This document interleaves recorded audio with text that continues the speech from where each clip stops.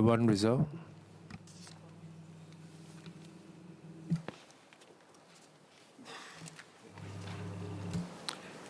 Mr. Speaker, from the 2027 Polytechnic intake, the minimum entry requirements, or MERs, for ITE higher NITEC progressors to polytechnics will be raised from the net grade point average GPA of 2.0 to 2.5.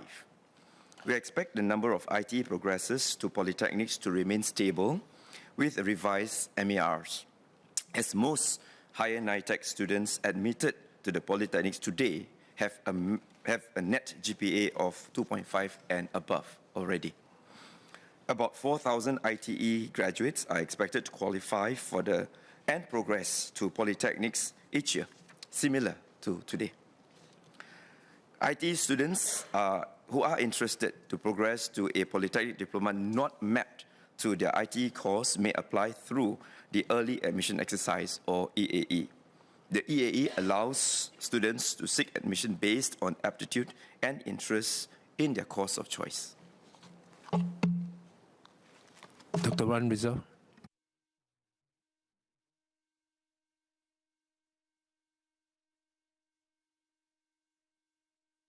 So I would like first to declare that I'm an academic in a polytechnic. And I thank the Minister for his response, but most importantly, I thank the Ministry for rolling out this much welcome change. So many students that I have taught from the ITE to the polytechnics, that came from the ITE and went over to the polytechnics, they actually do quite well. And they adapt quite well, and they do sometimes better than the O-level entrants themselves. But there are others who struggle in their polytechnic studies. And in all fairness, the subjects that they tend to falter or they have trouble with is maths or science-related modules. And these are things that actually prevent them from continuing their course midway. So my first ask is that what measures are being taken to ensure that these students are adequately prepared for the academic rigor of polytechnic education? And in that sense, would there be a review of how we want to introduce heavy-weighted maths-related or science-related modules in a module that might find it unnecessary? For my second excuse, I know many of my students who graduate from the polytechnics want to enter university, and most of them have good GPAs, but are not able to secure slots in the universities. Thus, my SQ is that are there plans to expand this similar GPA concept over to our polytechnic students who wish to join the universities upon graduation? And if not, what are the considerations behind this decision? Thank you. Minister Maliki Osman. Sir, I thank Professor Wan Rizal for his questions. On the first question about students who are taking modules or courses in the ITE and may not want to continue because they think they may not do well in the mapped courses in the ITE. So as I mentioned earlier, when they go to ITE, yes, they take those courses, and today we've already revised the curriculum structure for ITE to allow them to go to the higher NITEC, and we hope that in that 2 to 3 years that they are prepared in the higher NITEC, they are given the proper fundamentals to strengthen the fundamentals, and so that they can continue to the mapped polytechnic courses. And as mentioned earlier, most of them are able to do so.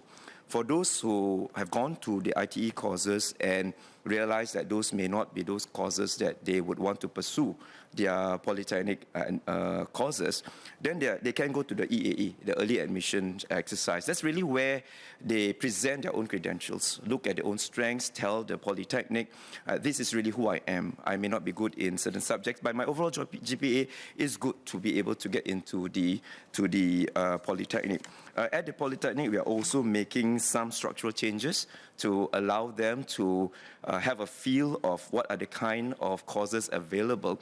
So even if they're mapped onto the courses, there is the common entry program, meaning that they go to schools and they go through a semester of generic programs in those schools before they decide to major in a particular area. So in a sense, it allows them to have a feel of the aspects of the course, though mapped onto the schools that they were from in the ITE, but they can then decide after one semester where those strengths are. But if they really feel that they want to go into a course that's a bit different, it's useful for them to go through the EAE exercise. And we do have career guidance for our students at the ITE level, even at the polytechnic level, to allow them to make informed decisions in terms of where and how they can get into a better course in the polytechnic. Yeah, we've also been designing a lot more flexibility at the polytechnic level to allow students some space, particularly those who are struggling in the earlier semesters, to allow them to take lighter loads so that they can cope with the demands of the polytechnic education. As regards the second question on plans for university admission, I think the university admission today is flexible. The universities do take in students with different entry capabilities, including the A-levels, including the IBs, as well as including the polytechnic diploma qualification. And so the universities have their own criteria to admit some of these students. And one of the most important things we want to also articulate is really that while everyone aspires to have a university education, it need not be the first port of call following completion of polytechnic education, perhaps. There are many other pathways that we are creating today, including going out to work first and coming back and taking modules or credentials, they call it micro-credentialing, that the universities are exploring today, so that they can take modules that are relevant to the industry and the work they are in, and subsequently aggregate those modules to perhaps be awarded a degree later on. So we are encouraging our students to be more flexible, open-minded in the kind of career path they are taking, without being fixated with just looking at the university education as the first port of call following the polytechnic education. Associate Professor James Lim. Thank the Minister for the comprehensive response. And it's heartening to know that at the higher levels, this is something that is being actively considered. I wonder if this will also be considered at the somewhat lower levels as well, because understandably, students at the lower levels feel more constrained in the kind of subjects they are forced to study, and sometimes feel that taking on certain topics may be completely unrelated to their subsequent career aspirations. Minister Maliki. Just to clarify first to Professor Jameson, you're thinking of the lower levels as at the secondary level? Okay, so at the secondary level, yes, we do expose our students to polytechnic ITE courses along the way. Some students are able to take modules in the polytechnic to give them a flavor of the kind of courses that they take. Some students do take O-level subjects through polytechnic modules. So for example, those who are interested in studying media and they take modules in Ngee Ann Polytechnic, and then the O-level is based on these modules that they have taken. So there are flexibility that's provided, but really depends on the aptitude of the students at that point. So today we allow the schools that flexibility to identify students' interests so that they know exactly what the options that are available. At the same time, we do a lot of career guidance, education and career guidance to students at the secondary level. We're also encouraging schools, secondary schools, to get the alumni to come back and serve in school boards so that the alumni can expose the students to various industries that's available out there.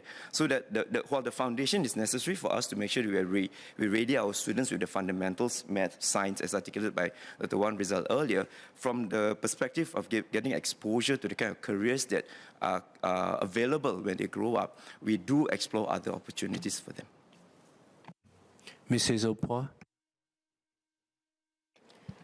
I would like to seek a clarification from the Minister. Given that the GPA has been increased from 2 to 2.5, each year, how many ITE students with a GPA of between 2 to 2.5 enroll in the polytechnics? And was there a study done into how they fare in their poly studies, like what percentage was able to successfully complete the poly course? Thank you. Minister Maliki. Students with GPA 2.0 to 2.5 is very small because as it is, they apply to get inside, and based on the number of places available, most who get admitted already have got the GPA of 2.5 and above, right? Those with GPA 2.0 to 2.5, they do complete the polytechnic education, but we notice that the completion rates may not be as good as those with 2.5 and above.